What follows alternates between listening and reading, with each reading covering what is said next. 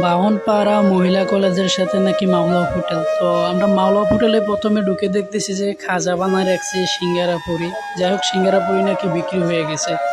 তো আমরা ভিতরে ঢুকলাম, ভিতরে ঢুকে দেখতেছি বাবুর্চি ভাই। তো বাবুর্চি ভাই আমরা জিজ্ঞাসা করতেছি যে ভাই এখানে কি কি পাক হয়। তো উনি বলতেছে এখানে গরুর মাংস কালা বোনা পাক হয়। তো এই জিনিসটা অনেকটাই ভালো লাগছে যে কালা বোনা পাক হয়।